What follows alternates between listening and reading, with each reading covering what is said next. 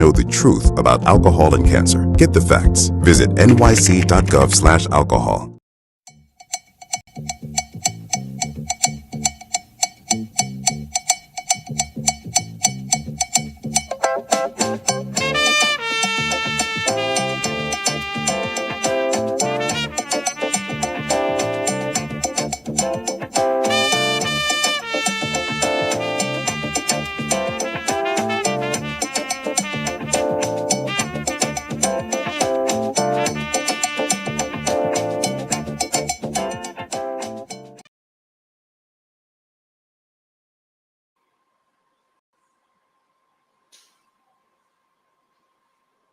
Good morning, everyone. Happy to have you with us. It's Wednesday, August 12th, 2026. I am J.R. Giddings. Welcome to the Reset Talk Show. This show changes the conversation. This platform will help to reset and reshape the nation and the world. Here's a preview of the top stories we are following. Iran has put out a list of sweeping demands around reopening the Strait of Hormuz. Our panel of experts will take a deep dive into this. Then we will talk about Trump signing a new executive order aimed at reducing the number of recommended childhood vaccines. Our medical contributors, Dr. Giddings, our pediatrician, and epidemiologist, Dr. Cyril Madad, will definitely speak to this. Plus, joining us is Lawman Lynch, the co-founder and deputy chair of the 2026 inaugural Jamaican Rising Day Parade. All of this and more coming up. You're listening to and watching the Reset Talk Show. Don't go anywhere. We will be right back.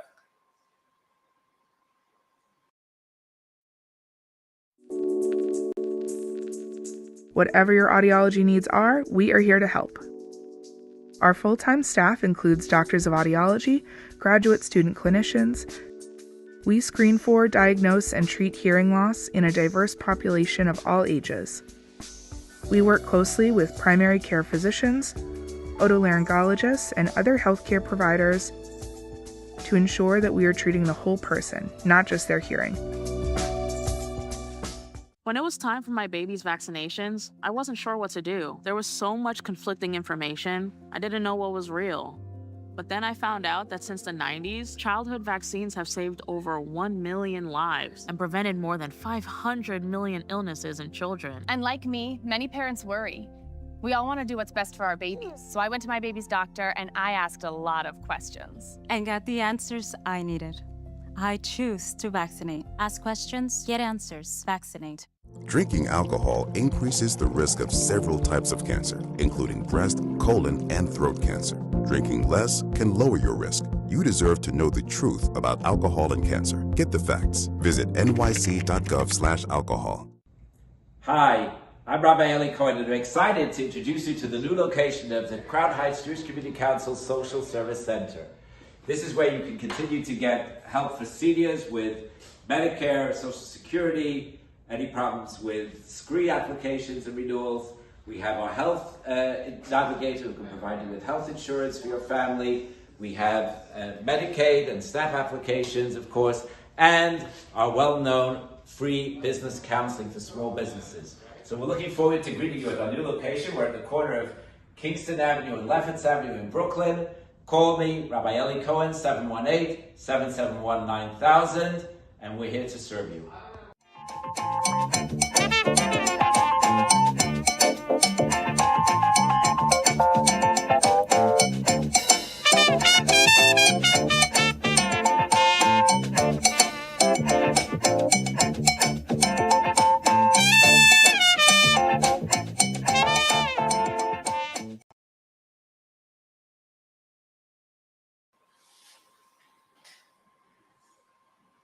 Welcome back. This is the Reset Talk Show. We have a great show for you this week. Let's begin with Iran's list of sweeping demands around reopening the Strait of Hormuz. Let's welcome in our esteemed panel, Dr. Giddings, Rabbi Cohen, Donatella, Pastor Straker. Good morning, all. Good morning. Good Morning. morning. Let's begin with you, Dr. Giddings. Iran has put out drastic and dramatic demands around the reopening of the Strait of Hormuz. Do you think Donald Trump is prepared to make any concessions? Good morning. Good morning, JR panelists. Good morning, listeners. How is everyone doing today? All is well. Okay, yeah. So here we go again. Same story, different day. But I think that Iran is just in a really, really great position right now.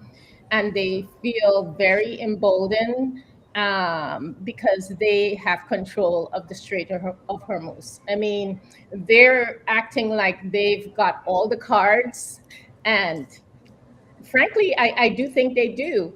They're saying lift the naval blockade, lift sanctions, pay back assets, help us to we need monies to rebuild what you guys damaged. Remove the military from Iran.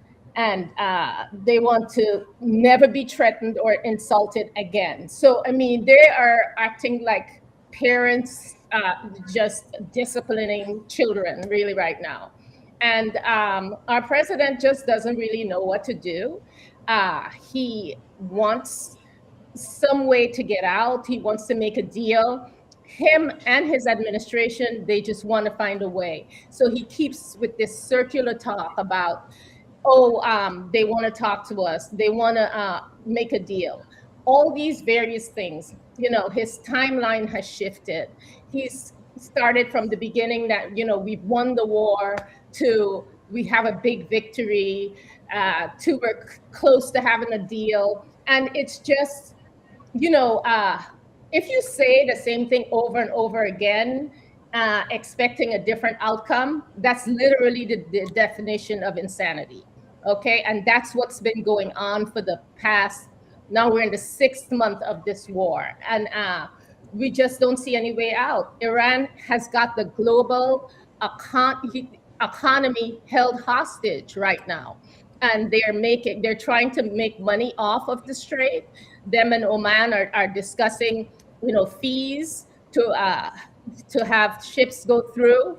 They're having discussions with Pakistan, with Qatar, everybody they're having these talks with, except the US. I think there is some negotiation going on with the US and maybe some other part. There's so many different factions of the Iran regime that are talking to different people, and we just don't really know what's going on. We don't have an inside knowledge at all, and Trump is just sitting there trying to figure out a way to say we won and just pay these people all the money and give them what they want so they can get out of this war. And Iran knows that we're in a bad situation right now because the midterms are upon us.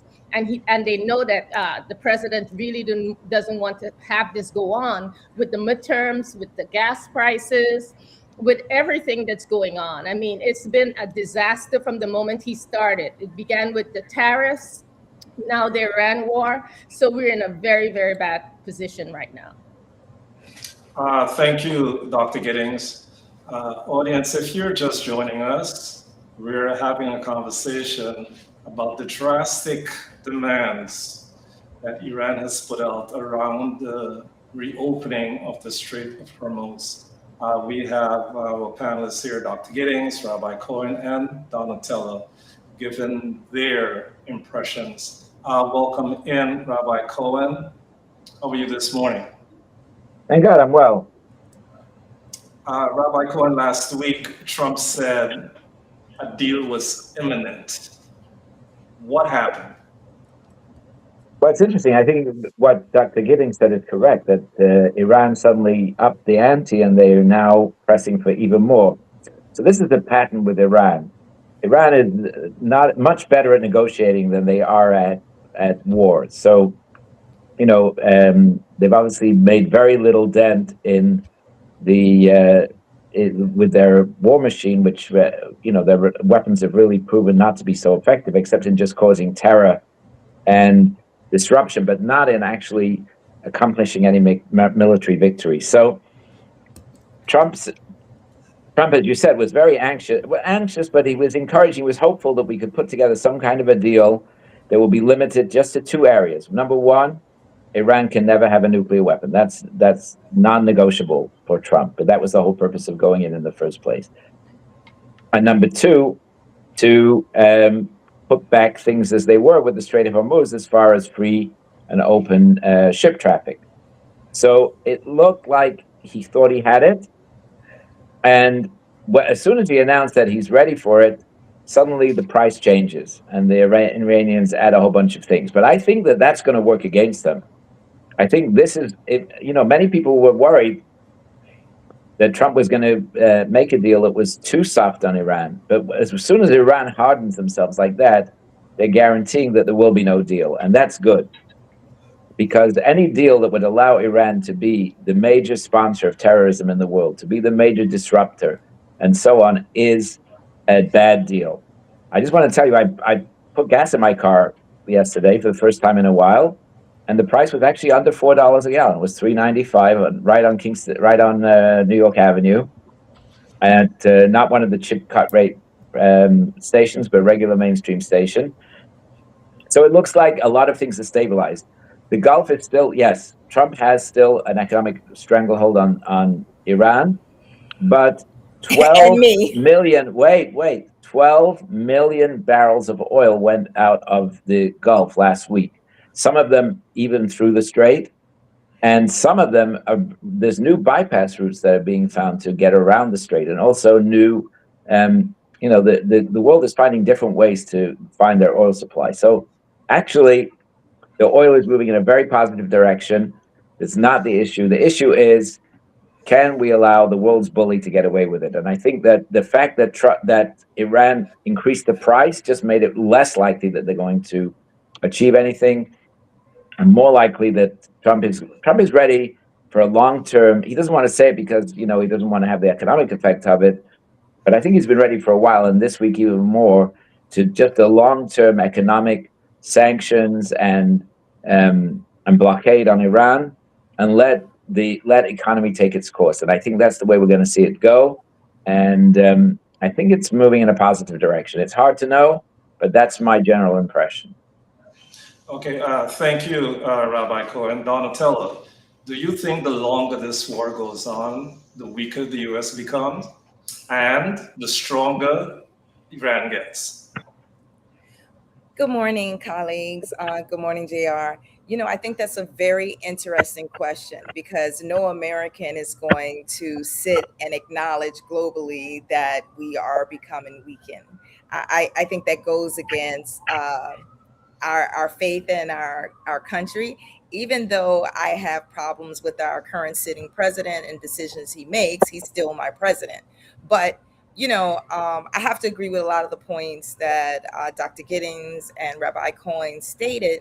I do, however, believe, I just want to make one comment to what Rabbi Cohen stated about his ability to purchase gas and it being moderately priced, I think he said. And I think for ordinary people like myself, where we're feeling it, I went to the grocery store yesterday and purchased maybe 23 items, and it was $145. And I immediately said to myself, oh my goodness, what if I had a family? It would be absolutely crazy. So I think the longer this goes on, depending on whose eyesight you're using, yeah, it makes our president look weak because there's another country not folding in. But at the same time, Iran has legitimate issues it wants addressed. I mean, if I was in Iran, of course, I would want sanctions, my frozen assets, compensation for war damage. I think that's anything anybody would ask, especially guarantees about future attacks. I think it's a negotiating table, and that's where you're supposed to negotiate. But when the president kind of looked like he wanted to make a move and they did a counter negotiation, I think that's how it happens. And nobody should be surprised, especially our president, who loves to do the same. I just wanted to comment also on what Rabbi said about the oil. Right now, I'm not sure if you know that the petroleum reserves, the oil here in the US, has fallen below 300 million barrels. And this is the lowest since 1983. Also, when you're talking about prices of gas and you go from over $4 a gallon to $3.95, notice that's 5 cents, okay? That's like negligible. And when you have people spending hundreds of dollars in groceries, they can't, because they're spending in groceries, they can't really make enough to pay their rent. And, you know, we have back to school, right? It's found that noted that every parent is probably going to spend about $700 to $800 per child for back to school. So not back to school items, you know, clothes, you know, supplies, everything, shoes. And when you put that all together and you have someone living check to check, that's negligible. Like you went down from $4 a gallon to $3.95. You know, an extra dollar from last year was $2.95 or $3 a gallon last year to now. That makes a huge difference in people's pocketbooks. So we have to take everything, you know, put everything all together and see what's going on. We can't say it dropped 5 cents and, oh, wow, it's moderate. That's just a ridiculous summation of what's going on right now. Right. So just quickly, just a couple of numbers for you. So I like what you said, but I just want to put it in perspective. So I want to ask you two questions. The first question is, in July of 22, gas went from about $3 in 20 up to $5 a gallon. $5 a gallon. And then later, when they gave out the petroleum reserves, they did some other things, they brought it back down again. But it went from 3 to 5. How many times did the Democratic press, CNN, CBS, NBC, ABC, how many times did they say those magic words, the high price of gas, when gas was $5 a gallon 2 years ago, 3 years ago? No, they didn't say it. This is a mantra that comes in. There are fluctuations. What I think the argument is that given that we had to deal with the nuclear problem, and if the nuclear problem would have exploded, literally, we would have been talking about $20 a gallon for gas. We would have been talking about ridiculous. So Trump did something necessary. And as far as inflation, the core inflation today it's 3%, basically just around 3% is the overall inflation, core inflation about 2%. So I don't think we're doing so badly on inflation. There's always inflation. There was much, much worse inflation a few years ago. And again, that wasn't the main focus. But that was the pandemic. And no, I know after. People did talk about, wait, one correction. People were talking about the high price of gas because you had trending topics where, especially here in New York City, people were sharing where you could go get cheap gas. People were driving all the way out to Long Island. It wasn't in Brooklyn. That's for I'm sure. just talking about they had to go to East New York. No, well, globally, when the gas was high, I promise you, people were talking about it. People were talking, yes, but you did not see it every night on the evening news, and I think that's the difference. But regardless, I think we're in a basic. There's always inflation.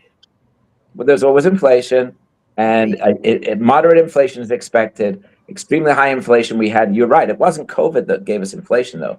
It was the high spending right after COVID that brought us the inflation. It was those big fancy bills where they put a lot of money into electric cars and different things. That was the spending that brought us the inflation. And then it took a long time to bring that down. So core inflation, Trump is doing well. The war's made a little spike.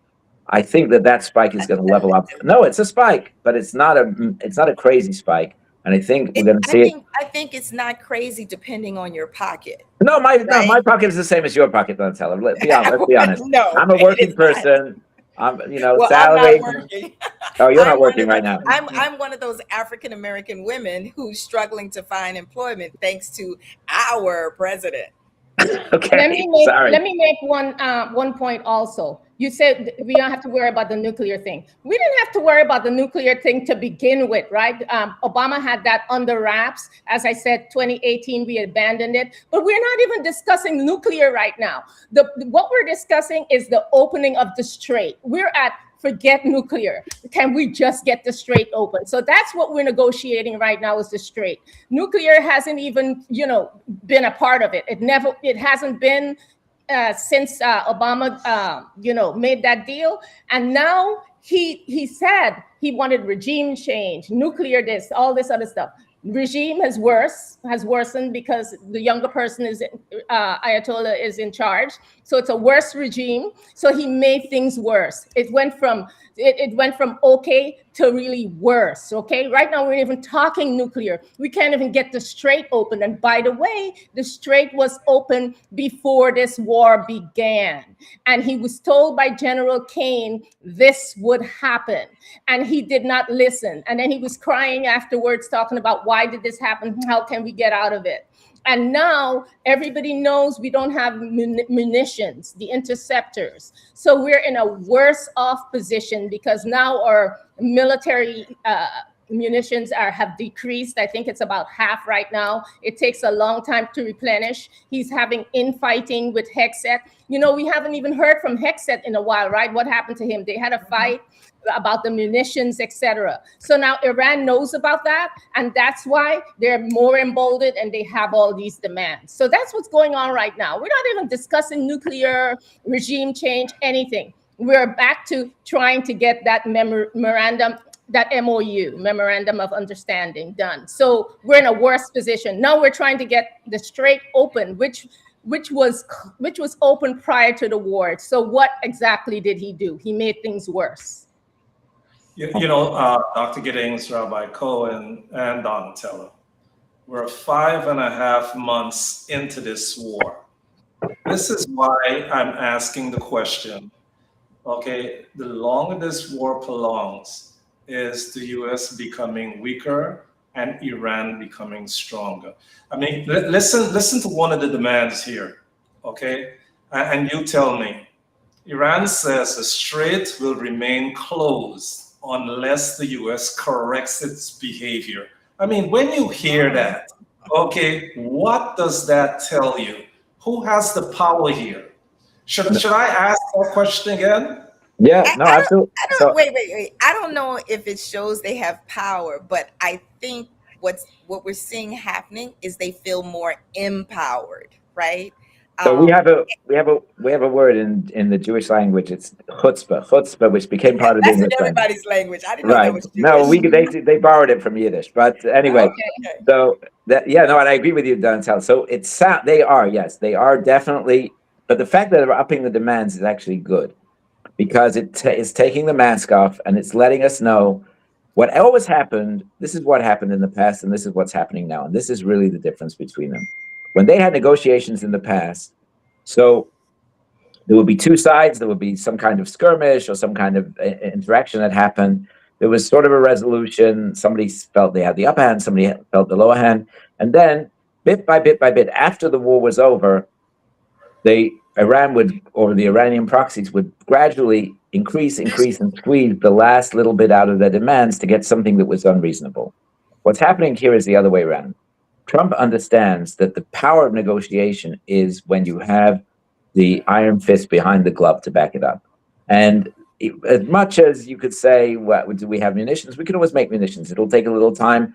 They'll be there. We'll catch up again. But so I think in the long run, as bad as you say, right, Dr. Giddings, you're right. It seems like the leadership in Iran is more emboldened and more hardline, but their ability to back it up is way below. Notice, Iran has not attacked Israel in several months, in spite of attacking Saudi Arabia, in spite of Kuwait, in spite of going after Bahrain. Why did they not attack Israel? Because they know the minute they attack Israel, every single one of that next tier of leadership is going to be blown up, just like the last one was.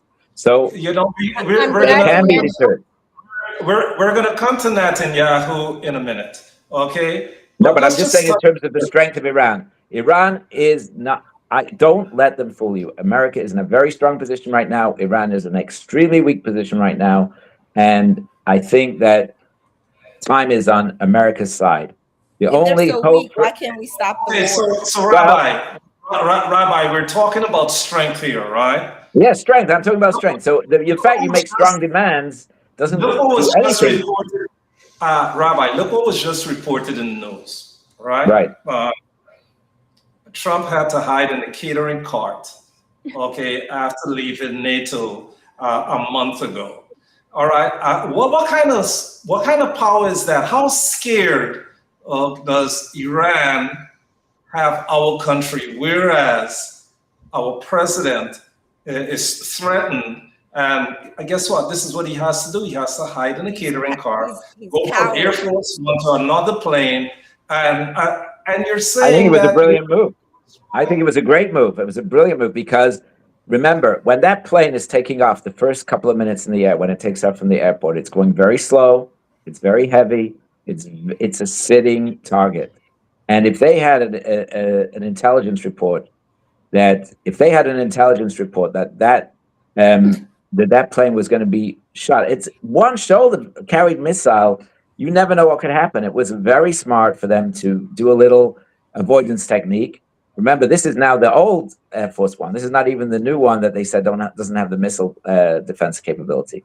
But even the old Air Force One, with everything that it has, when that plane is in its first few minutes of its climb, just coming out of the airport, it's going to cover 20 miles, 30 miles, 50 miles, 100 miles till it gets high enough that it's out of range. And that is a very, very dangerous time. And they were right to protect the president. It was very smart. They did a little decoy move. Give them all the credit in the world. I think it was actually pretty brilliant. But it sounds like a scene out of Scandal. Like, when have we No, heard come on. of our president hiding in a catering cart? But Turkey, well, first of all, Turkey is, as much as they're a friendly country, there's a lot. Turkey is not a great friend of ours, and Turkey could have allowed this to happen or could have not caught it. You know, you're relying on Turkish security services. There was a credible threat. Trump's been shot at in America too, and a few one shot at, right? There have been three serious attempts on Trump's life in this presidency. Herein lies the problem. Okay, here's the thing, right? I agree with the Secret Service protecting the president. The problem is, first of all, he shouldn't have had taken that gift of this Qatari plane. And so that caused the problem, right? Because now they didn't have enough security on that, etc. He had to switch planes. But look at the plane. No, this is the blue plane. Look at the plane in the picture. No. Let me finish what I'm saying, okay? Yeah. So they had to switch planes. But what the really horrible thing about it is that I didn't mind any of the protection, the decoy, the ruse, or whatever. But he left the press, he left his staff, everybody on that plane. That was the cowardly move. And so it made him look so weak because he's running, ducking, hiding into a cart. And then the press doesn't know what's going on. Nobody knows. So they're the decoy. If they attack that plane, all these people would die. So that was the problem with this entire ruse. It's not about whether they need to protect the president, etc. And then another thing is, when you go to other countries, killing other leaders, what do you expect to happen? They are just going to come back and try to do the same. So yes, the Secret Service should protect the president, but also it should be above board. I mean, other presidents were protected too. Clinton made trips under ruse. Obama did. Bush did. None of this happened. It became a story because of how it was handled. And they're handling everything so wrong. The first thing is to lie. They lie as easily as they take a breath every day. So the problem was, it was a cowardly thing. They should have done this, but he didn't protect the other people. And he looks weak because he took that gift from Qatar, and now you have to. And Qatar is friends with Iran. Who knows what's going on? So now. That I agree with you. I agree with you on that. It's so ridiculous, right? Yeah. So that, to me, that's really the problem here.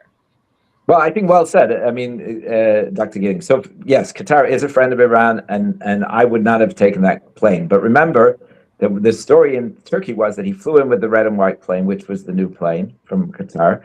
Then they announced that he would be leaving on a different plane. They gave an excuse, but it doesn't matter. But he said they would be leaving on the old original Air Force One. So they already made that switch to protect, and that protected the staff and the journalists and everything. And then there's that old phrase that they use a lot, and you guys use it in the medical field too. Out of an abundance of caution, they did that last little switch, which was to take Trump out of the way. And you know what?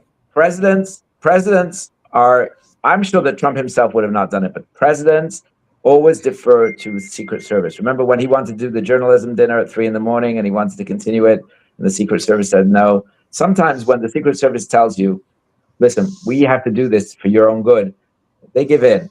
I mean, Trump is the one who stood up after the bullet hit his ear. So I think that, I don't think that fear is a part of the equation over here. A lot of other things you can criticize him for, but not that one. So I would say, that's but you know what, Rabbi Cohen, you bring up a good point. You don't see the president as being afraid. He's not afraid of anything because I almost think he feels like he's immortal. I mean, we are talking about the person who used AI to create his likeness as God, right? And that's part of the problem. No, he retweeted.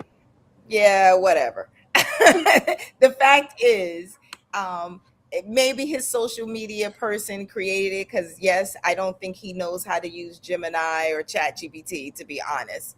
But if you have a person who feels that they are the ultimate power, that is actually how he's been leading our country through executive power. If you think about outside of this war, just how he's doing things in general, it's like he has no accountability. And to be clear, because I don't want to be mistaken, I was not criticizing how the Secret Service protected our president by saying it kind of like it reminded me of an episode of Scandal. I think they should do everything that in their power to protect the president. I do agree that, leaving the other individuals in Air Force One as a decoy is kind of questionable. But yeah, you have to get the president to safety. But if you're so terrified that this threat was so credible, I think they're doing one and two things. 1 minute, Iran's this huge threat, like what you're speaking about, and then the next minute, they don't have any strength. It just doesn't make sense. And when is it going to end? Let me jump in here a minute, Donatella. This is like David and Goliath, simply because Iran has drones, America has all the sophisticated artillery and munitions, and to see Iran have the president on the run and on the move the way he was, it says a whole lot. Rabbi, what we're going to do, we're going to take a commercial break, and when we come back, we're going to talk about the Israeli Prime Minister rejecting President Trump's Gaza plan. We'll take a commercial break, and we will be right back.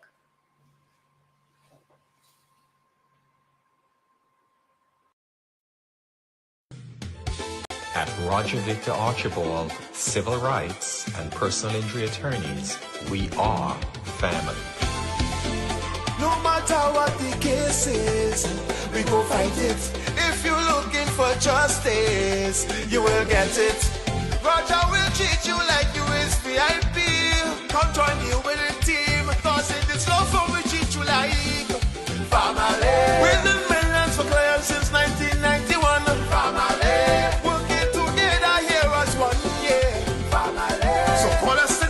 At 718-237-1111 or visit our website at BrooklynATTY.com. From the shores of the Caribbean to the United States Courthouse, where clients are treated like people and not simply cases. Call us if you have a case involving police brutality, medical malpractice, construction accidents, automobile accidents, and all other personal injuries. This is Attorney Roger Archibald. Call me today at 718-237-1111. We are family.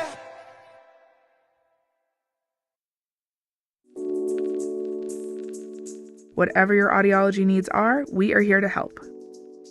Our full-time staff includes doctors of audiology, graduate student clinicians. We screen for, diagnose, and treat hearing loss in a diverse population of all ages. We work closely with primary care physicians, otolaryngologists, and other healthcare providers to ensure that we are treating the whole person, not just their hearing. Drinking alcohol increases the risk of several types of cancer, including breast, colon, and throat cancer. Drinking less can lower your risk. You deserve to know the truth about alcohol and cancer. Get the facts. Visit nyc.gov/alcohol. When it was time for my baby's vaccinations, I wasn't sure what to do. There was so much conflicting information. I didn't know what was real. But then I found out that since the 90s, childhood vaccines have saved over 1 million lives and prevented more than 500 million illnesses in children. And like me, many parents worry. We all want to do what's best for our babies. So I went to my baby's doctor and I asked a lot of questions. And got the answers I needed. I choose to vaccinate. Ask questions, get answers. Vaccinate.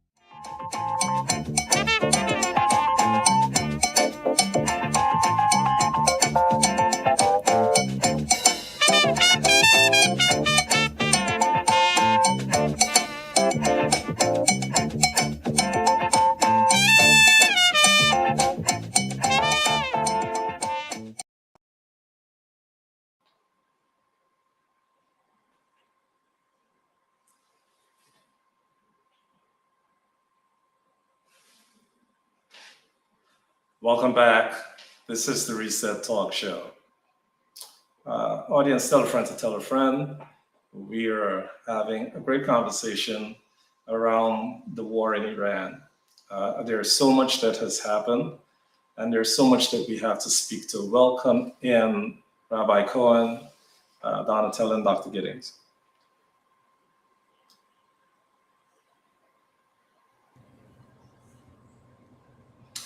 So, Rabbi Cohen, let's talk about this 15-point plan that Prime Minister Netanyahu rejected from President Trump. What could you tell us? Yeah, so I think that, remember, there was a 20-point peace plan and the Board of Peace, which was set up to transition, to rebuild Gaza and to transition the Gazan people back to a normal life. And they need to rebuild the whole country. They need to, provide schools and hospitals and everything that was destroyed because the terrorists were hiding in all these different civilian locations and the tunnels underneath that were just impossible to defend against. So Israel wants the Gazans to go back to normal life. On the other hand, they need to do it in such a way that that Gaza will not again threaten Israel. And because remember, they had an invasion from Gaza with 1,200 people killed. It disrupted the whole country. There were rockets coming in for days and months afterwards. It was all buried underneath Gaza. So they have to rebuild Gaza while ensuring there is no threat. So the original Board of Peace and the plan that Trump put together was for a civilian government to take over and for Hamas to be disarmed. So get rid of the tunnels, get rid of all their weapons. And this plan is a stage in trying to implement what was agreed before. The problem is that it was not strong enough, that it's not making sure that there will not be an armed Hamas. It is not making sure that Hamas will not run the country. Remember, Hamas is a brutal dictatorship that oppresses its own people. They use their own people as a shield to protect their military assets, and they control the education, they control all their terrorist centers who are in hospitals.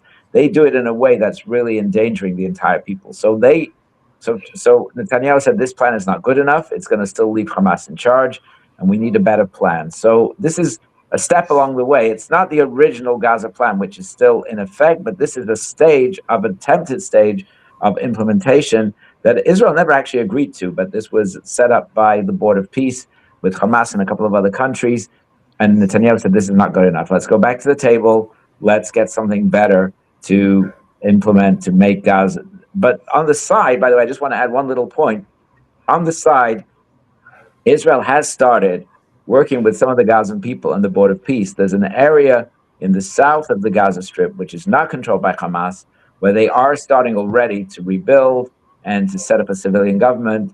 And that's an area that Hamas has cleared out of already. So they have the yellow line in the middle on the, inside the yellow line is run by Hamas, outside the yellow line is run by Israel. So the side that Israel has control of right now, they are starting to set up a little bit of a new infrastructure to see if they can have a peaceful Gaza living alongside Israel. So, Rabbi Cohen, my question is, the U.S. and Israel were aligned in this war. How do you go against your partner in the war? How could you reject something that he's put on the table? Well, it's very simple. I'll give you a very simple answer to that.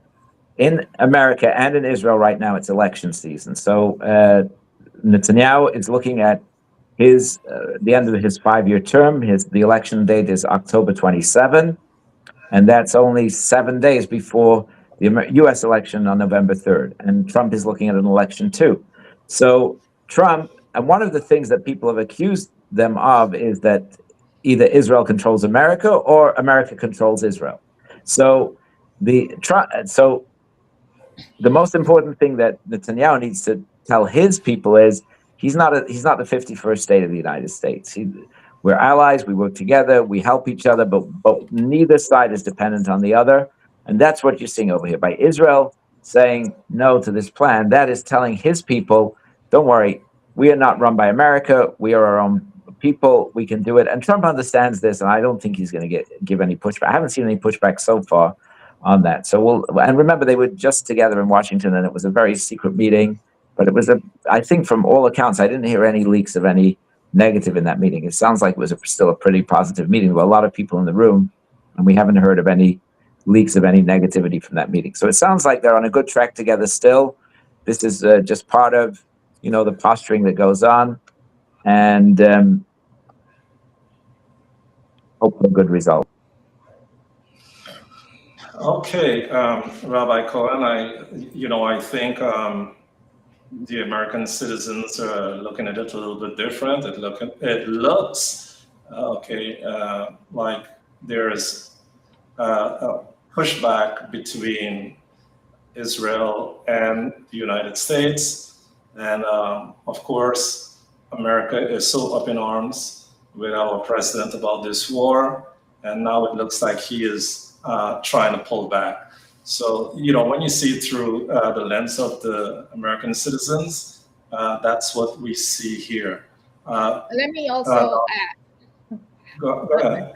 I didn't mean to interrupt you, but yeah, you're correct, JR, in what you're saying. Because if we remember from the inception of this all, it was Netanyahu who met with the president in his Situation Room, along with the CIA, which was Ratcliffe, who told him that this was farcical. This should not happen. Even Rubio said it's BS. Vance said it was a bad idea to go ahead and do this. But he went along with Netanyahu. And now he's asking Netanyahu to go along with this peace plan. And Netanyahu is basically saying, no can do, right? And so he has to feel silly, right? Because he went along with him. He thinks they're partners. He drew him into this illegal, unconstitutional war, by the way. And now Trump is in a pickle. He can't negotiate even with Netanyahu to kind of go along with him. And, Rabbi, you said the correct thing. Elections are here. He is trying to save himself. The longer he prolongs this is the less, the longer he wouldn't have to face his political charges back in his country. So he's looking out for number one, which is himself. So I think our president should feel very silly because he didn't look out for number one, our country. He just went along with him just to do whatever he decided to do without even thinking about the consequences. So herein lies the problem. This is why we're where we are, worse off than when we began. And who knows what's going to happen going forward. But Netanyahu doesn't care a thing about Trump. He's not going to help him out of anything. A few weeks ago, he continued whatever he was doing against Lebanon, striking Lebanon, etc. See, and then the president was really mad and, got on the phone and gave him certain words, but he's doing his own thing.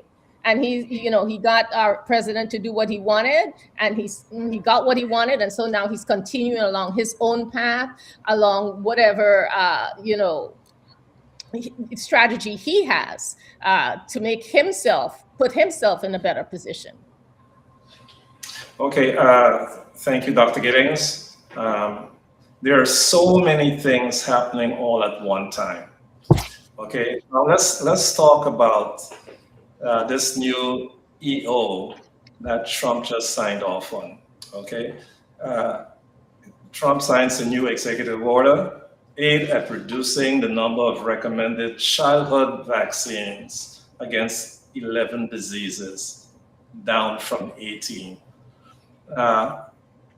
Dr. Giddings, what does this mean?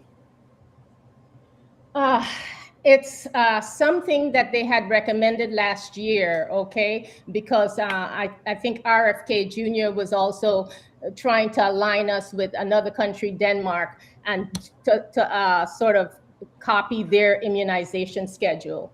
But it's really a really sad state of affairs, right? Because now we've hit like a 35-year high of measles outbreak when we had declared it eradicated in 2000. So ever since 2023, the measles cases have risen. 2023 was like 59, 2024 in the 200s. Last year, you know, and climbing into this year, it's over 3,000 cases right now. And basically, we kind of have to blame another senator here for some of this, for putting RFK in office. Senator Cassidy, he's a physician, and he just took his word for it that he wouldn't change anything on the CDC and all these things. And so now he's done that, and he's encouraged our president to sign this EO, which is just going to create more vaccine hesitancy. I mean, let me just make this statement. Vaccines are safe, effective, and they do not cause autism. And this has been litigated. There have been decades of science behind this.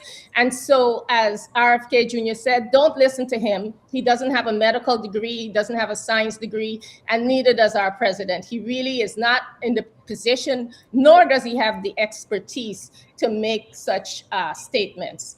And so he's talking about spacing out the MMR. That's so ridiculous, because to make several separate vaccines like measles, mumps, rubella, it's given together. Studies have shown that's the best way to administer this vaccine. And if you go, you're going to have pharmaceutical companies now making measles, mumps, rubella. That takes time. And hopefully, you know, he's just 2 more years in office, and so this will not occur. But it's a big back to school again, right? So parents are bringing their kids in for immunizations, et cetera. So my recommendation is listen to your pediatrician, listen to your primary care provider for science and vaccine advice. Please do not listen to this administration. And this is why we are in the position we're in right now after being eradicated in year 2000. Because this hesitancy is just gonna have more babies and young children suffer from severe preventable illnesses, and some will basically die if they're not getting these things. We already have at least, I think, about 3 measles deaths so far. So right now, we want to just pay attention to our providers, our pediatricians, and that will get us through this. I want to just state another fact about the hepatitis B. He talked about that last year, about eliminating the hepatitis B birth vaccine. Now, we did so much studies behind this. So before we implemented the hepatitis B birth vaccine, 20,000 babies were infected per year. And since the implementation of hepatitis B, we have less than 20 babies infected per year. So it's a very good vaccine. And if you want any information, you want to go to healthychildren.org, and you can get all the recommendations from the American Academy of Pediatrics about all the vaccines that are recommended. And by the way, this is not a mandate. These vaccines are recommended. So discuss it with your pediatrician or your primary care provider. Dr. Giddings, of course, information is key, and this is why we're having this talking point. Audience, tell a friend to tell a friend. We're talking about the new executive order aimed at reducing a number of recommended childhood vaccines. We have joining us very soon Dr. Sara Madad. She is a nationally recognized leader and epidemiologist, and she is the preparedness chief preparedness officer, biopreparedness officer at Hilton Hospitals. She has such great credentials. I want to come over to you for a minute, Rabbi Cohen. Because when we talk about vaccines, let's talk about cultures. In your community, how do you and your community feel about vaccines? So in general, our religion teaches that health, it comes first, and to follow the guidance of the medical practitioners. I agree with that point with Dr. Giddings, and certainly there's a very strong feeling. The majority of people in our particular community, the local community of Crown Heights, are vaccinated. There is a small minority of vaccine hesitancy, and I actually watched an interview on Sunday, which was a very tough interview with the head of the CDC. I'm forgetting his name. It begins with a B.A., Dr. Bakirar. I forget exactly the name, but and they were asking him about this, and he said two things that he said that I think that are very important.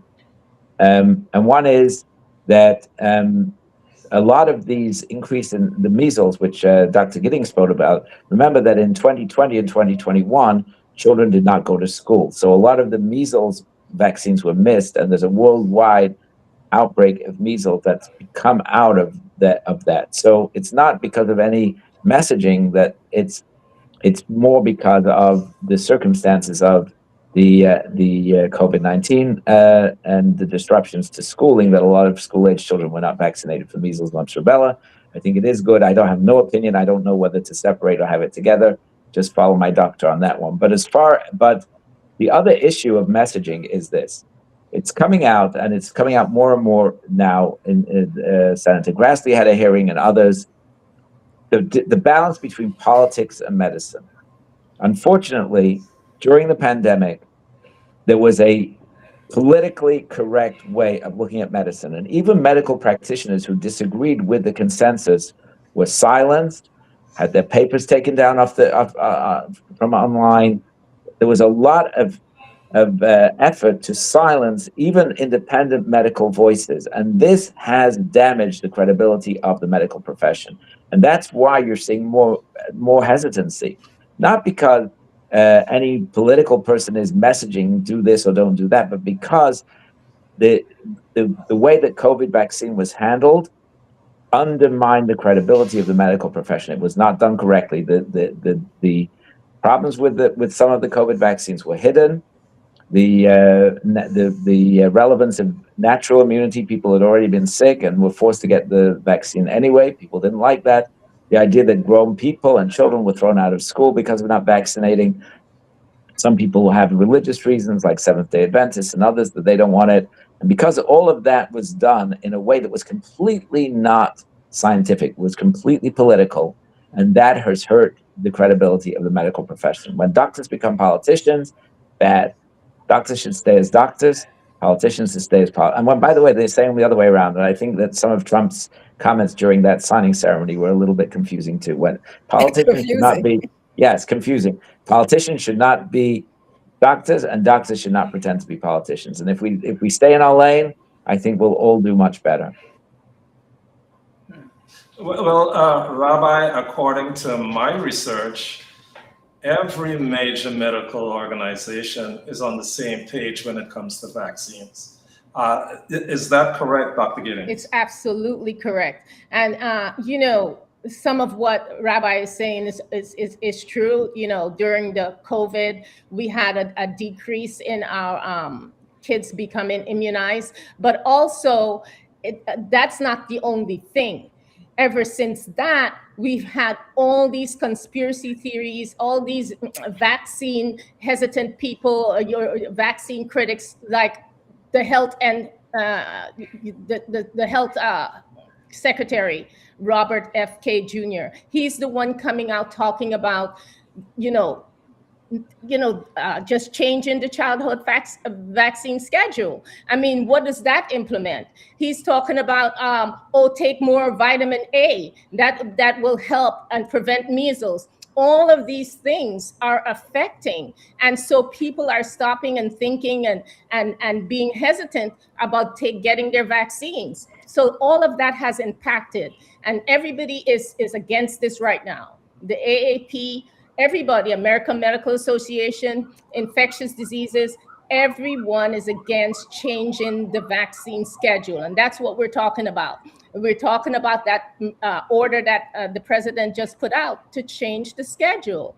It is wrong. It is not based on any scientific facts. We've got decades of scientific material saying that that MMR is not or does not cause autism or is not linked to autism whatsoever. Just recently in 2025, we just did a retrospective cohort study with more than 2.5 million children, which found the MMR vaccination was not associated with the increased autism risk. So we have so many studies that's, saying that there's no connection. So why would we have RFK Jr., the president, just repeating all these statements? And some people are going to be listening to this, and it will affect their decision making. So that's why we're trying to just let everyone know, follow the science, follow the research, listen to your pediatricians, listen to your primary care providers, because they're the ones who are behind the science and the research of vaccinations and of the schedule. And again, go to healthychildren.org. You'll get all the information and talk to your primary care provider. Right now, we have to turn this around because it's really going in the wrong direction. So measles have been surging, and since 1992, we haven't had this number of cases. It was declared again, eradicated in 2000. And now, as of this year, from 2023 to now, we've got more than 3,000 cases happening, and it's not going in the right direction. So please, please get your children vaccinated and talk to your primary care providers. Thank you, Dr. Giddings. Joining us now is Dr. Sarah Madad. Welcome in. Good morning. Dr. Madad, good morning. How are you? I'm doing well. Thank you for having me on. Oh, absolutely. Dr. Madad, I would say a lot of confusion here. Parents have a lot of questions. We're talking about the executive order aimed at reducing a number of recommended childhood vaccines. Now, Dr. Madad, could you tell us what that means? And then secondly, I would really like you to address something that the president said. He claims that, he has seen proof of a vaccine for children that is the size of a bottle of soda. First, could you lean in on the first question followed by the second question? Yeah, absolutely. I think what's important here is, for parents, for caregivers, for clinicians and families and public health leaders, nothing has changed currently. So let me start by sharing what is this executive order, what is its limitations, and what is ultimately the purpose of this executive order. The purpose is really to stow doubt and confusion and frustration, and that's exactly what it's doing. Is it changing anything right now? The answer is no. Families can still access all the vaccines on the existing CDC schedule. Pediatricians are still offering vaccines aligned with the existing schedule that's based on decades of research, based on evidence and science. And these vaccines remain covered through health insurance and shared paying, agreements, if you will. The main purpose here is a couple of things, and I think it's important to, understand that this is an executive order. It's not a piece of legislation, or it's not a piece of policy. What it is trying to do is it is trying to essentially ask HHS, Health and Human Service, to come up with a plan to do a couple of different things, none of which is based on science, none of which is based on evidence, and none of which is actually based on any new information that is prompting this executive order to be released, other than, again, to stow doubt, confusion, and to essentially harm children, because we know we have years and years of evidence of how vaccines save lives and why this is so important. I think a couple of things. One is, for example, just to share some of the ridiculousness of the executive order, it calls for the MMR vaccine, measles, mumps, and rubella, to be offered as three separate single antigen vaccines. That does not exist in the United States, does not exist in the world. It's not something that is licensed or marketed. And so what it's basically saying is it's ordering HHS to develop a plan to make these products available, at some point. Now, in order to, develop a vaccine, it takes decades and years to decades to bring to market. So this is not happening anytime soon. Now, if the ultimate goal of the executive order is to reduce the number of vaccines, you've actually just increased the number of injections, right? Because now you're taking one shot that's giving you protection against 3 diseases, and now you're splitting them into 3, right? So now it's like one shot, which we currently have, versus 3. So it makes, again, no sense, right? So if you actually go line by line, none of it is actually based on science. It actually doesn't make any sense. So there's no established scientific benefit, first, of separating MMR or routinely spreading childhood vaccines across additional visits. Additional visits creates more opportunity actually for delay and missed doses, added cost, and and essentially disease exposure, because you don't have the protection you need for a longer period of time. I think what's important is that the childhood schedule is designed around when children are most vulnerable and when vaccines produce most effective protection. It's not around arbitrary number of injections, and that's really what the executive order is trying to do, is space it out, reduce the number of injections, which I just mentioned. They're actually increasing the number of injections. So none of it's actually making any sense. So what's really just important for the lay audience, for parents like myself, is that nothing has changed. And what's also very important is that if you look at, for example, even the New York State Health Commissioner, and this is where public health departments play such an essential role, and they're doing a great job. So you can see the City Health Commissioner, Dr. Alison Martin, you see the State Health Commissioner, Dr. James McDonald, all come out with their own statements, essentially saying that the executive order does not change anything for New York State or for New York City and the immunization requirements or the recommendations. They've reiterated that no new research was presented and that vaccines offer the best protection for our children, across the board, and that we will continue to follow the science, we will continue to follow the evidence, and that these vaccines remain available in the state of New York, as well as obviously across the United States. So that's kind of where we are, and this is where it's just really important that we continue to provide good communication, so that way we remove the confusion and frustration that is being stowed. And that our organizations like AAP and other core organizations that promote, healthy children and promoting vaccinations and sharing evidence and science continue to speak up, against this misinformation. Now, getting to your second point, in terms of what you mentioned, that President Trump mentioned, he saw an injection the size of a soda bottle. The man is misinformed, unfortunately, right? There's no other way to put it. So, I would not be taking any medical or science advice from an individual that has no science background, is not a physician or a public health expert. I would certainly go to credible individuals that have the medical degrees and the public health credentials that, are based on science and evidence and share, reliable information. So I would not take anything that he is saying from that basis as like the source of truth. Thank you, Dr. Madad.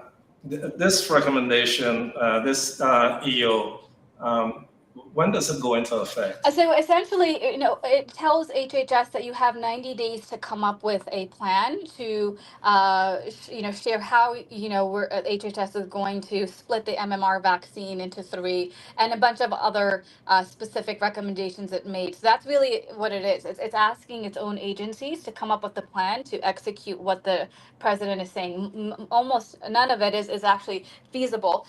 The one thing I will say is that it is directing the Department of Justice to essentially go after states that are not offering exemptions or religious liberty or offering parental authority and the like. And so that's something that many of us are going to be following. But ultimately, what's important for the viewers is that public health decisions are made at the state level.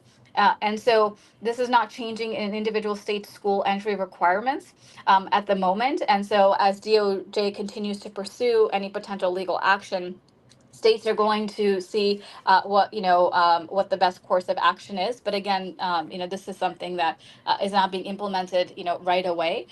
It's a set of recommendations that it's making and is ordering, the Department of Justice to support legal challenges involving state vaccine exemption laws and to start a legal process. But that's down the line. Thank you. Donatella, your question for Dr. Medad this Well, morning. first of all, thank you, Dr. Medad. You are so completely thorough.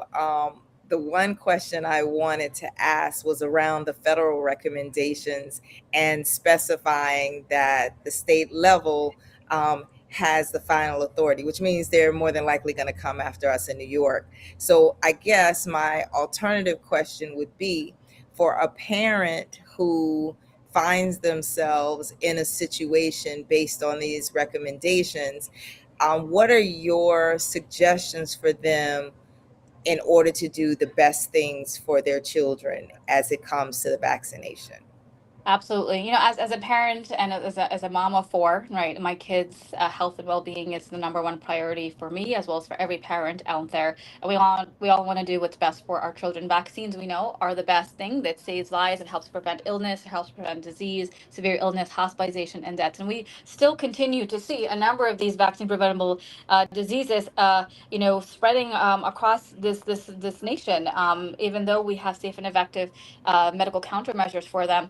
And any child that unfortunately gets infected, has a severe case, is hospitalized, or is dies from it is a tragic case, even one case. So what's important as a parent and a caregiver is that you go to credible sources. As Dr. Giddings mentioned, go to your pediatrician, go to your primary care provider. These are the individuals that have gone to school, that are credentialed, that understand the science and the evidence, and can direct you to what is best for you and your child. So I would certainly go and lean on your pediatrician. And as I mentioned, nothing has changed. These vaccines remain available. So it's all about making sure that you go to credible sources of information. There's going to be so much bad information out there, whether it's today, tomorrow, it's just going to amplify. And which is important is that you continue to keep that close-knit circle of who you trust in terms of credible science information. And going to your pediatrician is really the best here. Thank you. Thank you, Dr. Medad. Now, we have Rabbi Cohen here. Rabbi Cohen, of course, represents the Jewish community, and we all see things through different lenses. So I want to give Rabbi Cohen a chance to speak to ask you a question, Dr. Medad, from his community and from his perspective. Thank you, Dr. Vedad. And of course, again, our community is very, very pro listening to your doctor, and especially when it comes to vaccination. So we definitely support that part of what you said. My question, actually, I want to go into a different idea. I was watching an interview with Dr. J. Bakarai, I can't quite pronounce his name, but who was the CDC head until just a couple of weeks ago.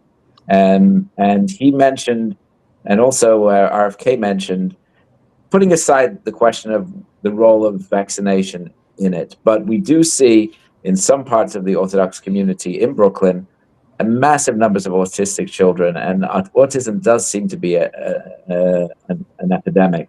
And my question to you is, like, what are your thoughts about the blue ribbon scientific studies that are being done now to try and find causes for autism? Do you think they're going to find something? Let's say it's not vaccination, but something else. How would you feel about everything that's going on in that area? Yeah, it's an excellent question. It's something that comes up time and time and again in terms of autism and vaccines. And I'll mention first, extensive research has already been done, continues to be done, and will continue to be done And with all of that large body of research that we have, no causal link between vaccine and autism has been found at all. This includes the MMR vaccine and vaccines containing thimerosal. What's important is that autism is a neurodevelopment condition with strong genetic and developmental components, and vaccines have not shown to cause it. So it's important, as we continue to talk about this particular topic, we are relying on the science and the preponderance of evidence that we have before us. And again, it shows no linkage. In fact, it shows the opposite, which is supporting and helping children live their healthiest life possible. I do think as we talk about autism, we should really also have clinicians talk about this topic, because we're living in an age where there's much more awareness of autism. The case definition of autism is much more broader than it was before. And so there are more diagnoses by sheer amount of awareness, and the broad definition, but there's a lot more research being done. And certainly I think it's a topic that many are wanting to get more information on. So, I would just encourage JR to maybe also have some additional clinicians to get on here. Dr. Madad, you're breaking up a bit. Dr. Madad, you're breaking up a bit. Yeah, I think it's really hard to. Yeah, you're in a poor reception area. So I just want to pick up on that last point, though, that I think I heard you make, which was the better diagnosis that is yielding more cases. I think that just from a very empirical point of view, looking around the community, and I guess I see this in some of the neighboring communities more than in our own community. Like, there was a time when none of us knew anybody who had an autistic child, and you can see now in places where people gather, children with really, really severe, very clearly, developmental disabilities, unable to take care of themselves, lack of speech, and many, many things that we never saw before in these numbers. And I think that's more what they're talking about. So we're not talking about the marginal cases. We're talking about, and again, I want to separate this out from the vaccine discussion, just the pure idea of just looking at every possible cause to see if there is something other than just genetics and diagnosis that's causing this. And if we can find it, it should be something that everyone would support, I would think. Yeah, absolutely. I mean, autism doesn't have a single known cause. Different evidence, that autism spectrum disorder develops from a complex combination of genetic, early brain development, as well as environmental factors as well. So I think this is something to have discussion on. So with that, JR, wonderful to join your platform as always and share information. Great speaking with you all. Okay, Dr. Madad, you broke up at the end, but it is always a privilege to have you here, have you on the Reset Talk Show. I want to thank you. I will continue to say it. We have some of the best minds in the country, and you're definitely the epitome of that, and you make us all wiser. Dr. Giddings, let's just lean in for a little bit. I don't know how you could address what the rabbi is inquiring about, but how best would you answer? Because I think the communication with Dr. Madad didn't really come through very well. Yeah, it didn't. Yeah, basically, as you said, Rabbi, we need to keep vaccines out of that whole autism diagnosis deal. So Dr. Madad is correct when she says we're diagnosing various aspects of the causes of autism more. It's neurological, it's genetic, it's environment. Everything plays into it. And so we with all of the technology and our progress in technology, we're able to make more salient diagnoses. And so that's why we're able to diagnose the autism more now than in the past. As you know, everything evolves and everything is getting better, and we're able to pinpoint the various aspects of certain things. Sometimes, and autism basically is a spectrum, right?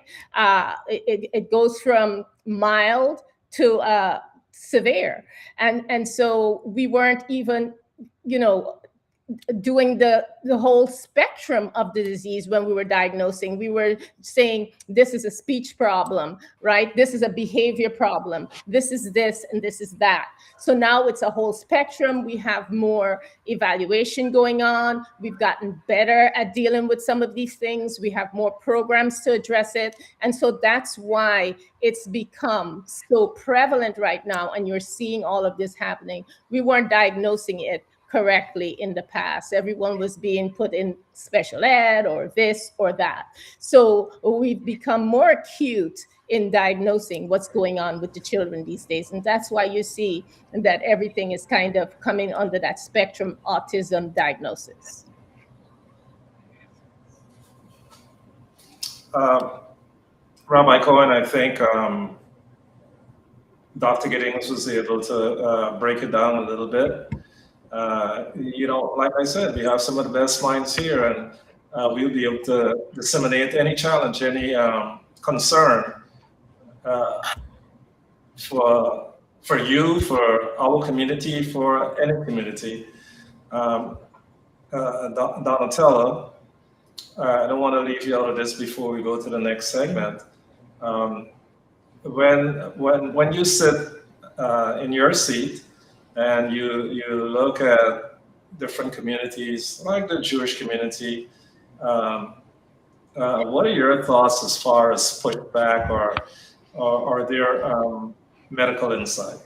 Well, I think it's very interesting. The number one thing I want to go back to make sure people understood, this is an executive order from the federal government. So it doesn't make it law in your individual state, especially ours. So parents still have the opportunity at a state level to take the best action for themselves. My concern in just watching, because I don't have children, is that I've heard one side of the argument of the parent who exercises their right not to have their child vaccinated and sends that child into an environment where there are lots of kids or grandparents or people with decreased immune efficiency, and put those people at risk. So I'm wondering where do you meet in the middle? How does the parent get to be the parent over their child and make decisions for their child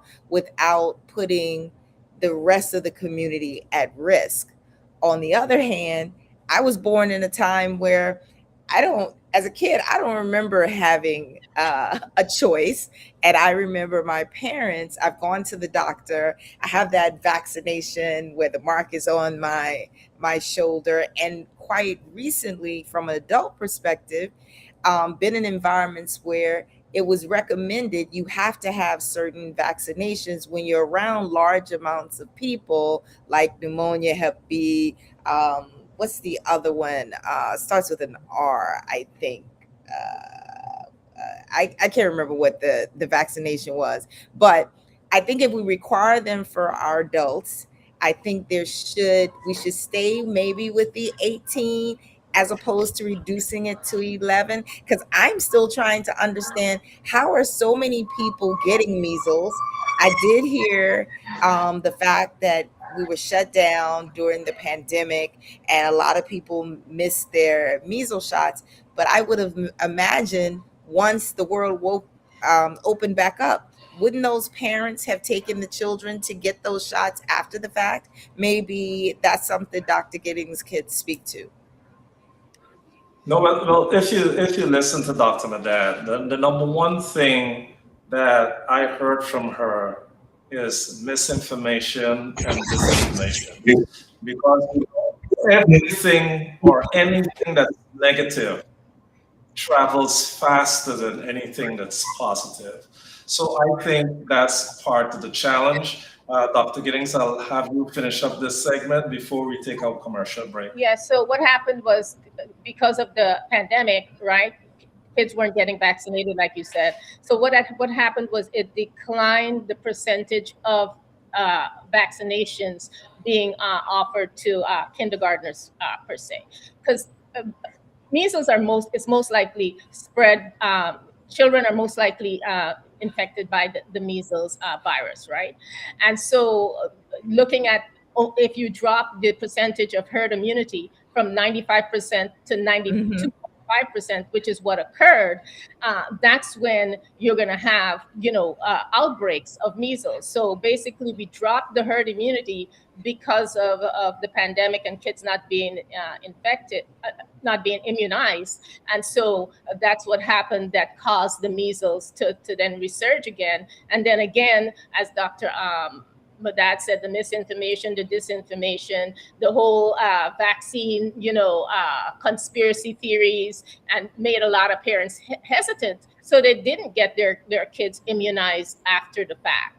Okay, because they had all of this, swirling about the vaccines around, the misinformation and disinformation. So anyway, just to end on a note, we want to make sure that, physicians, families, everybody, policymakers, just pretty much turn to reputable medical and public health groups for guidance. Because we really have to make sure our babies and our children are protected against these various illnesses that are around. So go to healthychildren.org. You can get the vaccination schedule by AAP, decreasing vaccines decreasing the schedule from 17 diseases that are protected to 11 is not a good idea.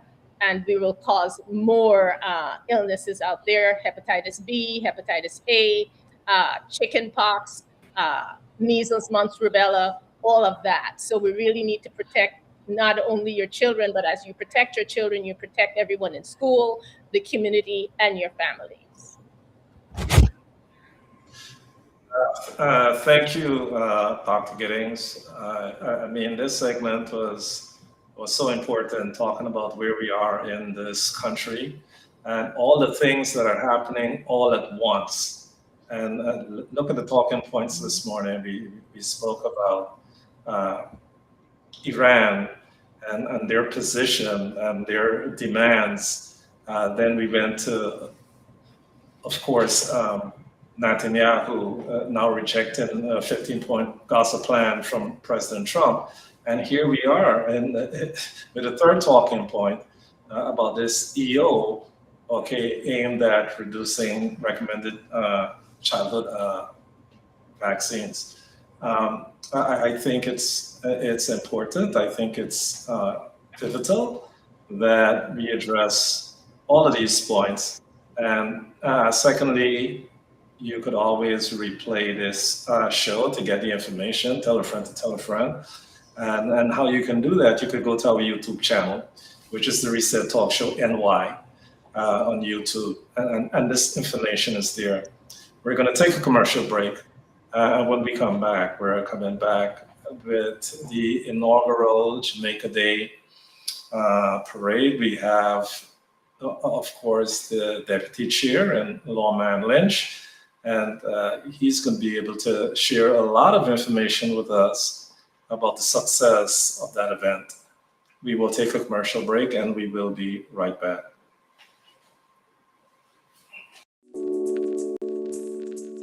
Whatever your audiology needs are, we are here to help.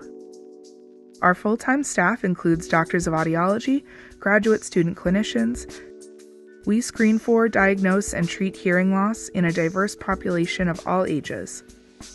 We work closely with primary care physicians, otolaryngologists, and other healthcare providers to ensure that we are treating the whole person, not just their hearing. When it was time for my baby's vaccinations, I wasn't sure what to do. There was so much conflicting information. I didn't know what was real. But then I found out that since the 90s, childhood vaccines have saved over 1 million lives and prevented more than 500 million illnesses in children. And like me, many parents worry. We all want to do what's best for our babies. So I went to my baby's doctor and I asked a lot of questions. And got the answers I needed. I choose to vaccinate. Ask questions, get answers, vaccinate. Drinking alcohol increases the risk of several types of cancer, including breast, colon, and throat cancer. Drinking less can lower your risk. You deserve to know the truth about alcohol and cancer. Get the facts. Visit nyc.gov/alcohol. Hi, I'm Rabbi Eli Cohen, and I'm excited to introduce you to the new location of the Crown Heights Jewish Community Council Social Service Center. This is where you can continue to get help for seniors with Medicare, Social Security, any problems with SCREE applications and renewals.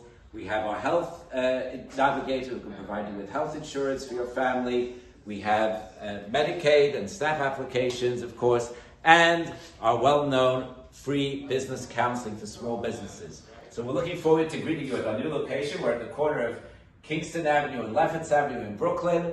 Call me, Rabbi Eli Cohen, 718-771-9000, and we're here to serve you.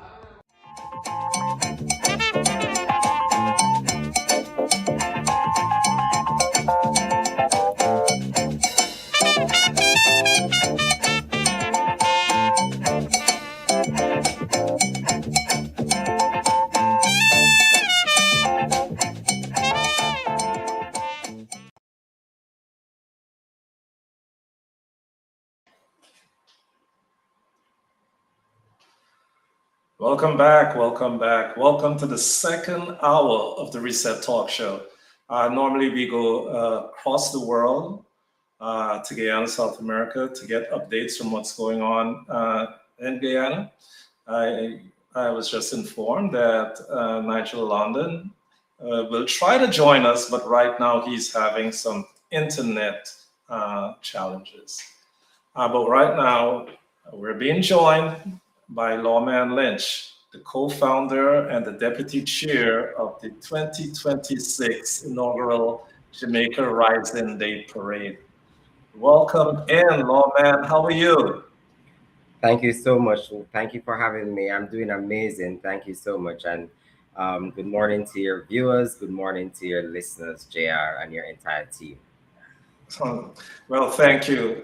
I must say, Lawman, congratulations are in order on a well-organized event. You know, before we go any deeper, I'm hoping to get up an image so our viewers could have an idea of what the inaugural Jamaica Day parade was like.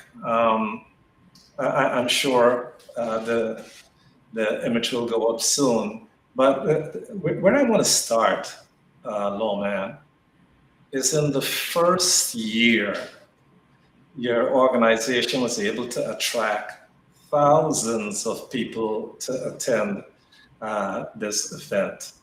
Not only that, the national coverage that you received from CBS, NBC, Fox 5, that has to be a great feat that you and your team were able to achieve. Can you tell us a little bit about that? Absolutely. I want to first begin by thanking our co-founders because, this could not have been done by any one person.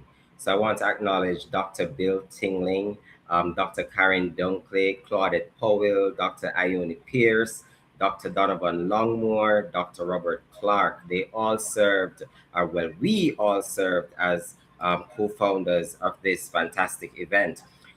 This is not a novel idea. I wish I could say, oh my gosh, this is my idea and, this is my brainchild. I wish I could say it, but I can't because it's not the truth. Many have tried in the past.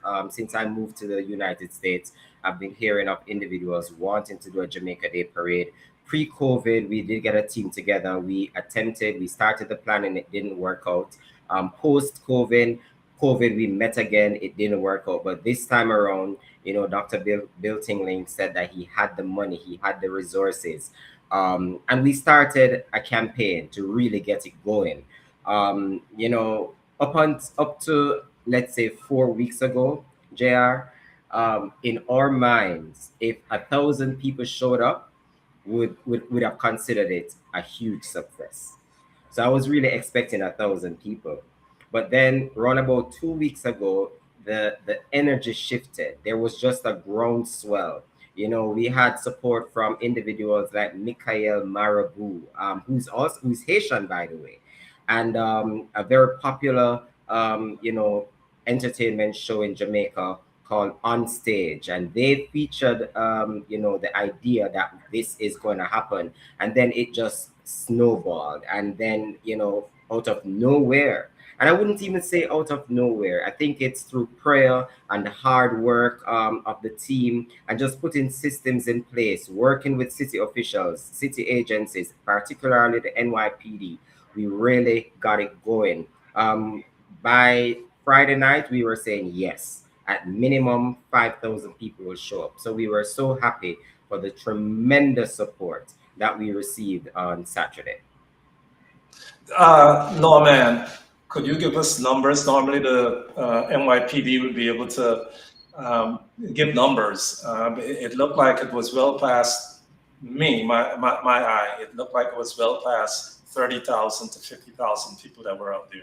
Yes, the official numbers coming out so far, the initial report, we're looking at 35,000, give or take 5,000, as you're totally correct. So it could be anywhere between 35, 40,000, 30 to 35,000. So we're extremely grateful. Now, what's most impressive, Lawman, is there was no mainstream campaign here. This was not a mainstream campaign. This was grassroots social media. Okay, a lot of people don't even understand the power of social media. But I mean, here you just witnessed it. Yes. Your campaign was grassroots on social media. Could you talk a little bit about that? Yes, absolutely. As I mentioned, on stage, I did an interview on stage, I would say 2 Mondays ago. And at that time, our Instagram page had probably 2,000 followers, right? And after that on stage interview, once they posted that, it skyrocketed. Our Instagram page grew from 2,000 to close to probably 13,000 now. And then Michael Marabout, who is head of our marketing team, she led a very precise social media campaign along with our PR strategist, Lyndon Taylor. And we were tagging, we were posting, we were reaching out to blogs. And the truth is, the Jamaican brand is so powerful. It is so strong. Once Jamaicans decide to come together, it's simply a wrap. And I believe that was what happened. That was what transpired to the point where then mainstream media came on board, the CBSs, the Fox 5, they came on board, News 12, and we're eternally grateful. But really, of a fact, you are totally correct, JR. It really started as a grassroots movement. Jamaicans and friends of Jamaica. We cannot forget friends of Jamaica. Those were not only Jamaicans, We had a lot of friends of Jamaicans. Well, that's why you're here. That's why you're here, Lawman. We're all one. We're in this melting pot together. Together, yes. And even I have a very good friend of mine, Jason. He goes to church with me. He was first on the scene. He told me, Lawman, I am Jamaican today. He's from Guyana, his family's from Guyana. And Jason had those 2 Jamaican flags all day behind me. That was just superb. And like I said, so many came out. So many from the Caribbean diaspora came out to support us. And we're eternally grateful for that.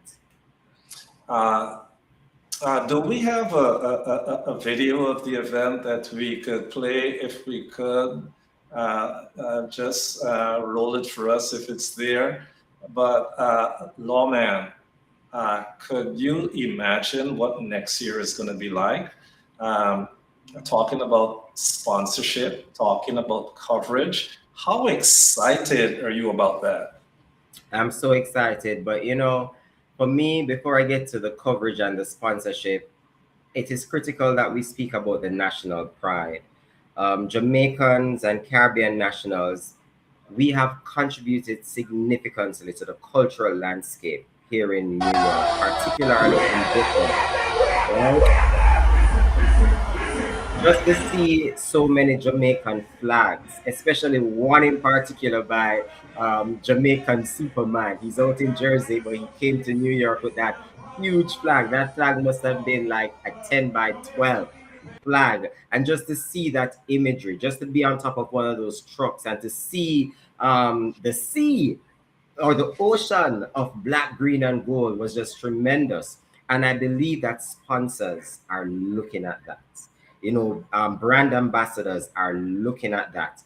And for next year, I believe that the journey will be a little bit more easier, being able to afford much of what we couldn't afford this year. If I tell you, JR, some of the plans I had for this year that we could not execute, you would say, wow.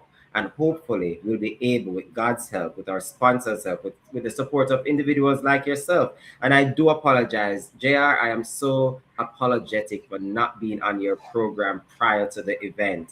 And it's a lucky thing, because if we attracted 35,000 last week, Saturday, if we came on reset, we would have been at 50,000. We would have been at 50,000. So gotta love you, Lawman. That crowd, we couldn't control that crowd, but next year we'll have all the systems in place. We'll have you on board from the beginning. So we believe that it will be so much better in 2027. And by the way, 2027, Jamaica will celebrate our 65th year of independence. So expect a massive celebration. Oh, absolutely. Lawman, as we sit here and we're having this discourse, you said something at the very top that a lot of people don't really grasp, and that's strength in numbers. No man is an island. When you're going to go after an event, a national event like this, you got to have collaboration, you got to have people, you got to have team. And, kudos to your team in recognizing how important it is to have members, board members, and people on a whole. Okay, I think that really makes the difference. And, I'm going to bring in, could we just get the live video again without us talking? Just put back up that video again, because Lawman is still basking. We're basking. All of the Jamaicans are basking.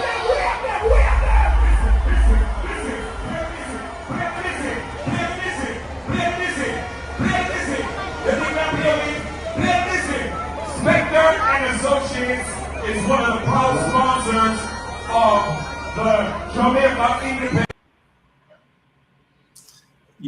Beautiful, just beautiful, Lawman. What we're going to do now, I'm going to bring in Donatella, who is one of our panelists. I think you know her.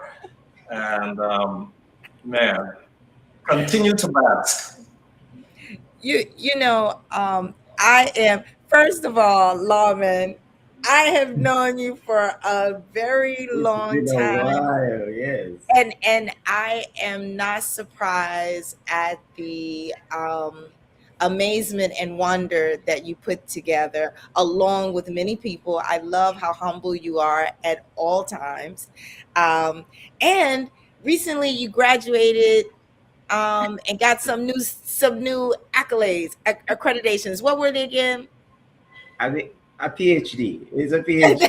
Yes, I wanted you to say that. And my love affair of Jamaica has gone back to, I was 18 years old. I'm African American. And as an adult, I was fortunate to become part of a blended family. So my stepfather is Jamaican. And I am going to have a thrill with sharing those images with him. My only regret is that I had to do something. I was getting trained to be a mental health professional on Saturday. So every boyfriend I've had is Jamaican, and I could not make it to the Jamaican Day Parade. You're forgiven. I want to pose a question for myself and others in preparation of next year. And you talked about sponsorship and you talked about working with local brands. How can we start now to support this parade next year? Because I would like to be involved. Absolutely. Well, Lawman, before Oh, go I'm ahead, sorry. no, go ahead, Lawman. Go ahead, go ahead. You know, Yes, because absolutely.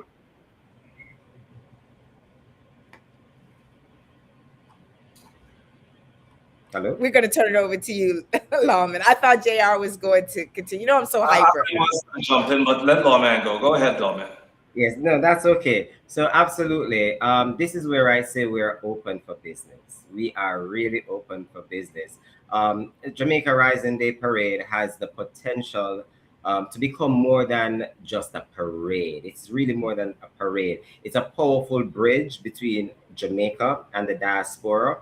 And we really want to get as many individuals as possible. We're looking at impacting the tourism products of our country, of our brand. The business, from a business perspective, we want to have a business marketplace during our Emancipendence Week of celebration, which we hope to have the parade be the climax of that.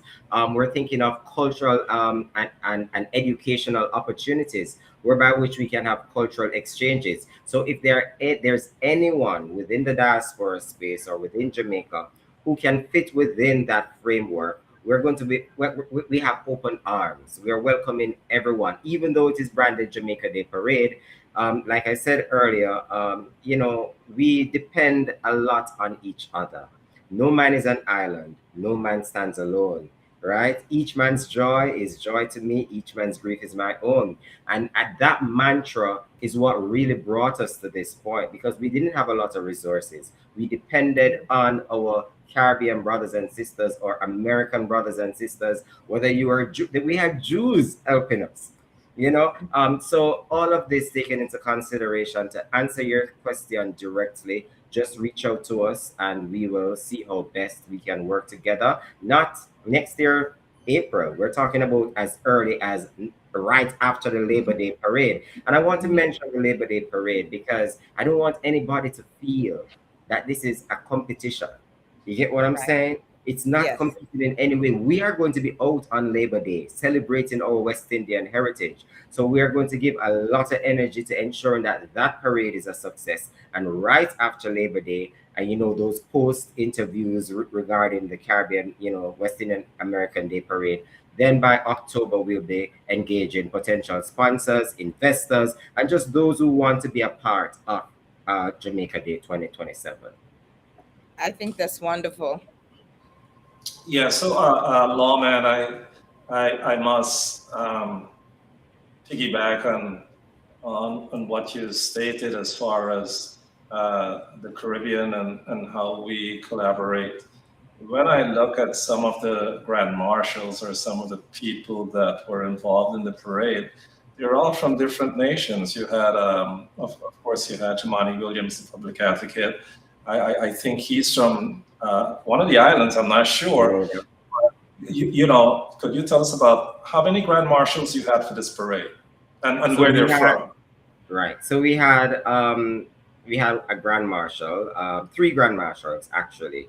Nadine Sutherland, who is an international recording artist. She's literally a living reggae legend, right? Nadine Sutherland flew up to be our grand marshal. Jumani Williams, our public advocate, was a grand marshal, and Congresswoman Yvette Clark was a grand marshal. We like if someone should ask me what do I regret about Saturday, it was that her flight got delayed. She was out of state. Her flight got delayed. She couldn't make it to the parade on time, but she was also a grand marshal. And then we had some honorary grand marshals. We had our deputy borough president as a grand marshal. We had niece. Could you please state where they're from? The deputy borough president is American, Black American. Our Rodnice is Asian American. Yes. Assemblywoman Monique Chandler Waterman, she is Bayesian American, right?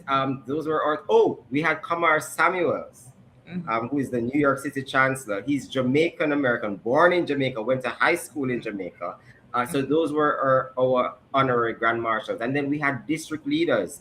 Patrick Beckford was there. Jamaican. Jamaican. Josh Pierre, Haitian. Haitian. He was there. So we had support all across the board, and also as an honorary grand marshal. Oh my gosh, my sweetheart, I love her so much. She's such a classic woman of grace, as a consummate professional or officer in charge at the consulate of Jamaica, Mrs. Ariel. Um, yes, yes, Ariel. Yes, Ariel Bowen. So she's going to be our new Jamaican ambassador to Japan in short order. Mrs. Ariel Bowen. I'm so sad to see her go. However, we are getting the Consul General from Florida, Oliver Mayer, is coming to New York as our new Consul General. Oh my goodness! Look at wow. I'm sorry. No problem. But thank you, Lawman. I know that you took time out of your busy day to join the Reset Talk Show, and I know that you're busy because we've been talking a lot, and you've been telling me about all the directions that you've been pulling. And guess what? God is on your side, my friend. I know you've been at it for a while, and there's so many things that you've been involved in. I think you just went over the top here and helping to organize this amazing inaugural Jamaica Day in New York City. And like you said, the Jamaicans are so relevant and prevalent in New York City with all that they bring to the city. It's only deserving of a parade. So I want to thank you. And of course, the Reset is here, and this is what we have to do. And we'll continue to make things happen, my friend. Thank you so much. And again, thanks to the entire team. We did it. Dr. Bill Tingling, Dr. Karen Dunkley, Claudette Powell, Dr. Ione Pierce, Dr. Donovan Longmore, Robert Clark, Lyndon Taylor, Michael Maribou, Karine Jeffers. We did it, and so many other volunteers. So many are on the founding steering committee, and I want to thank each and every one of them. We could not have done this without their love, their support, and their hard work. And it was a privilege for me to lead that team into making Jamaica Day 2026 a success. Thank you, Lawman. Thank you. Thank you. We will talk soon, and once again, congratulations are in order. Thank you. I tell people all the time, relationships is key. A lot of people like to think that, oh, JR is lucky. No, you build relationships over the years. And what happens, the fruit grows. I've known Lawman for a while. We have, done things together. We've worked with each other. And it was a no-brainer for me to highlight the inaugural Jamaica Day parade here on the Reset. That's what we have to do. We have to do our PSAs. We have to lean in with our community. And that's where it starts. I'm so proud of all of my Jamaican brothers and sisters. I'm just proud of the Caribbean on the whole, because once we recognize who we are, what we could do together, the sky is the limit. We have to take a commercial break, and when we come back, we'll come back with our closings. Again, I apologize that we weren't able to have our international hour this week, but it gets better next week. Not only would we have Nigel London, we would also have Raekwon Noel. He just won gold at the Santo Domingo Games, the 2026 Santo Domingo Games again. Next week, one of our guests is Raekwon Noel. Okay, he's a gold medalist at the 2026 Santo Domingo Games. We'll take a commercial break, and we will be right back.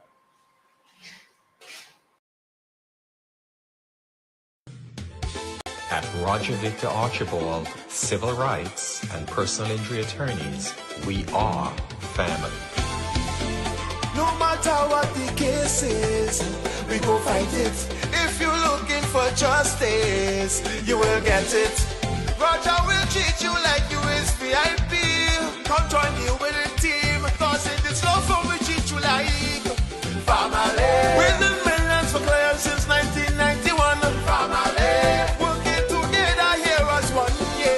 Family. So call us today at 718-237-1111 or visit our website at BookplayATTY.com. From the shores of the Caribbean to the United States Courthouse, where clients are treated like people and not simply cases. Call us if you have a case involving police brutality, medical malpractice, construction accidents, automobile accidents, and all other personal injuries. This is attorney Roger Archibald. Call me today at 718-237-1111. We are family.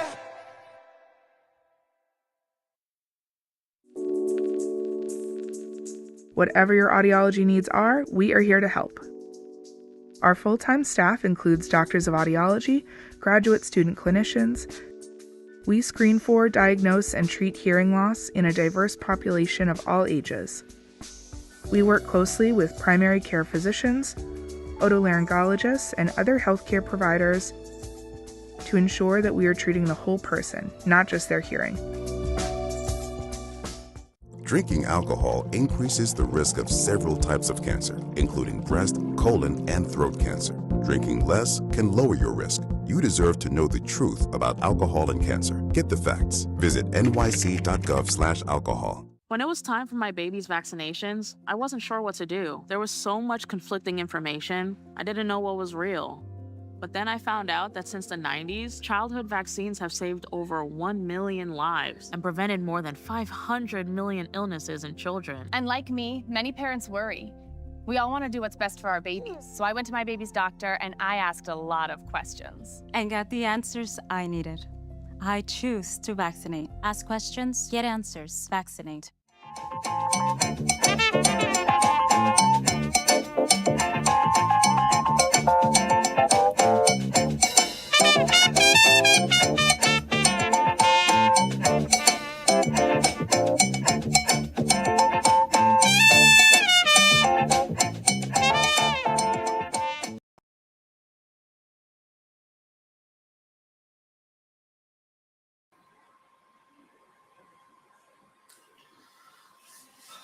Welcome back. This is the Reset Talk Show. Well, we had another great show this week. Of course, this won't be possible without our panel of experts. Of course, our team behind the scenes. You see the excellent producing when it comes to images, videos, what have you. You know, teamwork makes the dream work. Welcome in, Donatella. Hello. Well, Donatella, it's just you and I to close out this week, which is good, which is great. Donatella, your closing remarks today, and I must say one thing. You know, I've seen you happy before, but man, when you saw Lawman, you were so bubbly today.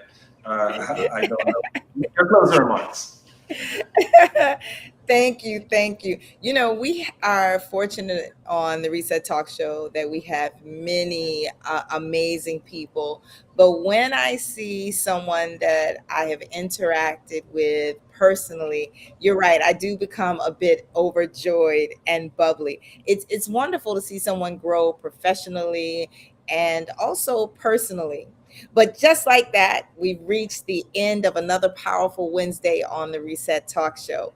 Today, we traveled from the Strait of Hormuz to Gaza, from the future of childhood vaccinations to the health of a former president, or no, our current president, not former. And we still made time to celebrate Jamaica, culture, community, and progress. And that's what the Reset Talk Show is all about. We don't just tell you what happened, we ask you why it matters and how it impacts you.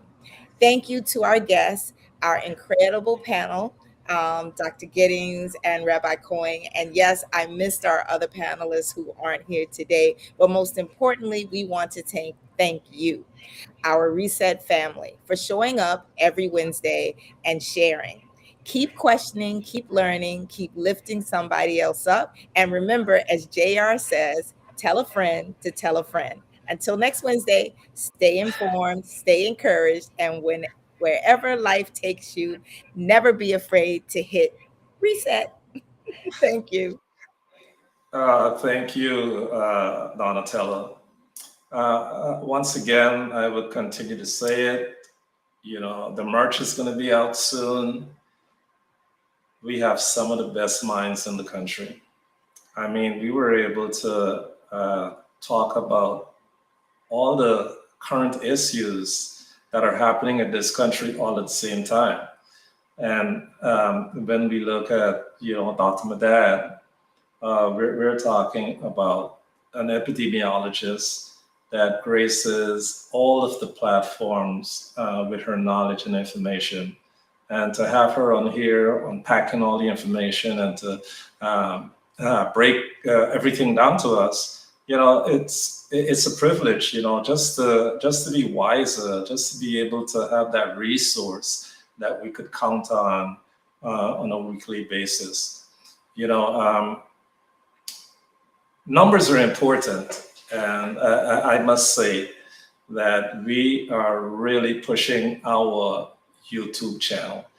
I mean, our Facebook Reels have been off of the chart, if I was able to show you that. So we want to get those numbers over to Facebook. We have some incredible numbers on Facebook, but please subscribe to our YouTube channel. It's the Reset Talk Show NY on YouTube. I want to thank everyone for trusting us and allowing us to come into your homes every Wednesday. Again, subscribe to our YouTube channel, the Reset Talk Show NY, and tell a friend to tell a friend. Once again, we apologize that this week we were not able to do our International Hour. Next week we will. We will have definitely Nigel London and probably one other elected official. But the big news next week is Raekwon Noel, the young man who is just making the country proud. He was a gold medalist at the 2026 Santo Domingo Games. He will be here live next week, so tell a friend to tell a friend. Until next week, Wednesday, enjoy, be safe, be kind, and tell a friend to tell a friend. Together, we got this. Have a great Wednesday.